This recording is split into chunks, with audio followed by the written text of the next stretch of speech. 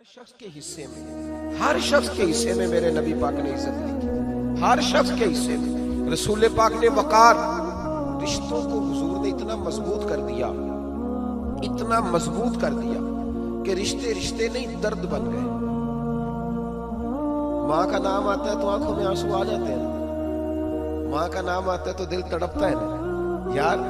یہ انقلاب ہے جو میلاد والے رسول نے برپا کیا. ورنہ حضرت طارق ابن عبداللہ کہتے ہیں میں حضور کے اعلان نبوت سے پہلے بھی مکے آیا تھا.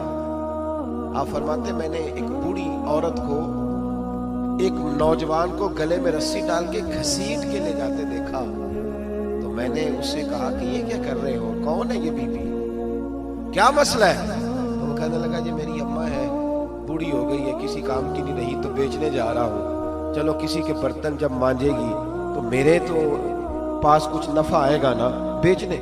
یہ داستانیں نہیں. ابھی بھی جن لوگوں کی طبیعت سخت ہوتی ہے وہ قتل نہیں کر دیتے ماں باپ کو. واقعہ سنیے نا آپ نے کہ ابا میرے نام زمین نہیں کر رہا تو مار دیا.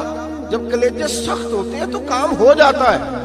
ایک طرف وہ منظر تھا اور ایک طرف یہ منظر ہے کہ حضرت حلیمہ سعدیہ رضی اللہ تعالیٰ عنہا, ان کا نام نہیں ہے حضرت حلیمہ کا مسلم شریف میں, وہ امام زرقانی نے لکھا ہے, ورنہ مسلم میں یہ روایت اپنے اصل انداز میں موجود ہے. حضرت ابو ہریرہ رضی اللہ تعالیٰ عنہ فرماتے ہیں کہ جناب حلیمہ بوڑھی عورت, سادی عورت. اگر آپ کبھی معاشرتی لحاظ سے حضرت حلیمہ کا انداز دیکھیں گے نا, توجہ ہے میری بات پر, سمجھ آ رہی ہے آپ حضرات کو؟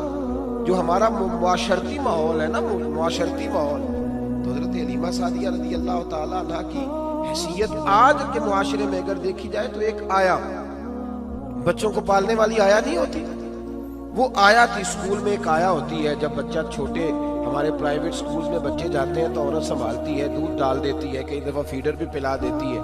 بچہ اگر پخانہ پیشاب کرتا ہے تو خدمت کرتی. یہ عورتیں اس زمانے میں چھوٹے بچے لے جاتی, پالا کرتی.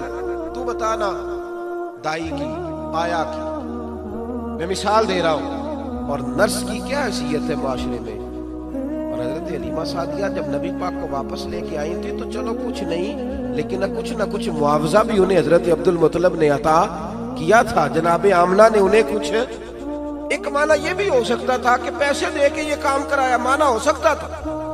آج جو گھر میں اماں برتن دھوتی ہے اس کی کیا حیثیت ہوتی ہے؟ وہ تو بیچاری جن برتنوں کو دھو کے ہمیں دیتی ہے, بعد میں انہی برتنوں میں ہم انہیں کھانا کھانے کی اجازت نہیں دیتے. لیکن میرے رسول پاک نے رشتوں کو عزت دے دی, اس طرح کی عزت دی, اس طرح کی عزت دی کہ جناب حلیمہ مسجد نبوی کا دروازہ گزری ہی تھی کہ حضرت ابو ہریرہ فرماتے ہیں نبی پاک ممبر پر اٹھ کے کھڑے ہو گئے.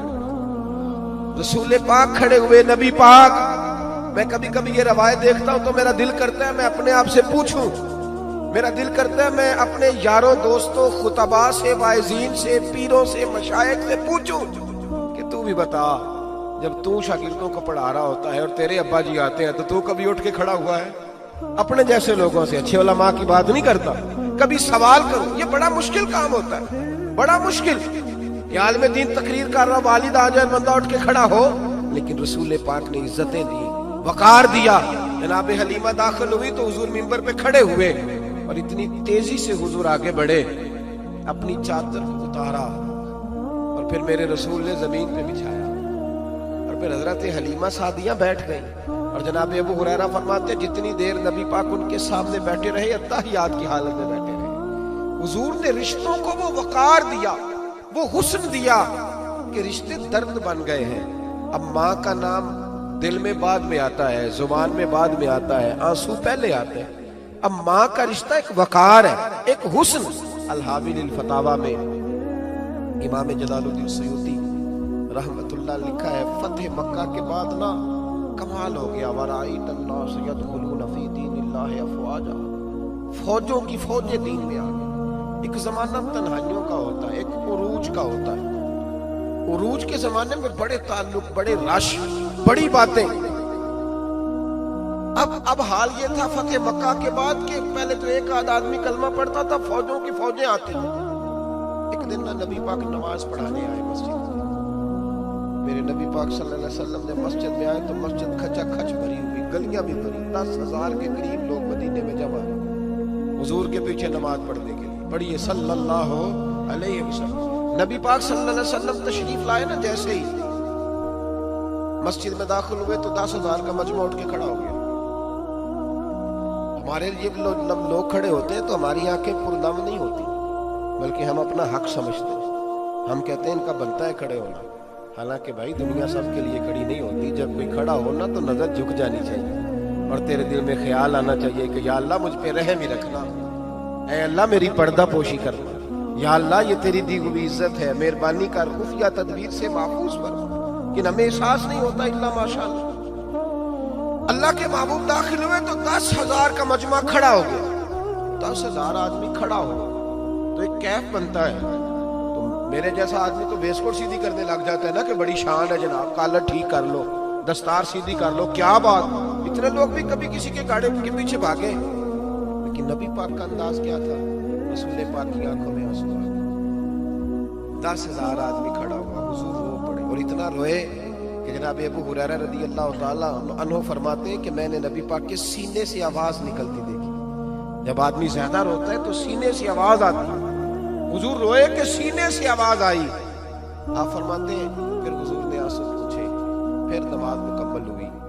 जब लोग चले गए तो हज़रत अबू बकर सिद्दीक उठ के करीब गए, कहा या रसूल अल्लाह सल्लल्लाहु अलैहि वसल्लम, आज कोई वजह नहीं थी रोने की, आप आए हैं और रोना शुरू कर दिया। तो मेरे महबूब फरमाने लगे, आज जब मैंने अपनी वो शानें देखी, वो मकाम देखा, तो मुझे अपनी अम्मा की याद आ गई। माँ की याद, रिश्तों को वो इज्जत दी, वो वकार दिया, वो हुस्न दिया।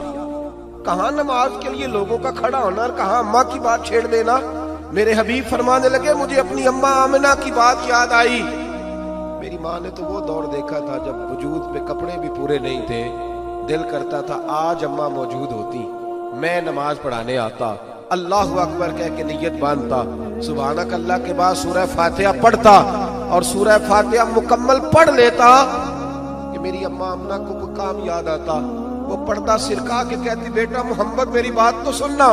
तो महबूब फरमाते, अल्लाह की इज्जत की कसम मैं नमाज छोड़ देता, पहले माँ की बात सुन के आता, मैं छोड़ देता नमाज। वकार दे दिया, वकार, वो हुस्न बख्शा, वो तवानाई बख्शी। कहते पहले तो ये हुजूर रो रहे थे ना, जब हुजूर ने वजाहत की तो फिर सारे रोने लग गए, फिर सब रोने लग गए, फिर अपना अपना दर्द, अपना अपना शौक, अपना अपना शौक। क्यों नहीं तू माँ को इज्जत देता, क्यों नहीं तू चंद घड़ियां बाप को टाइम देता।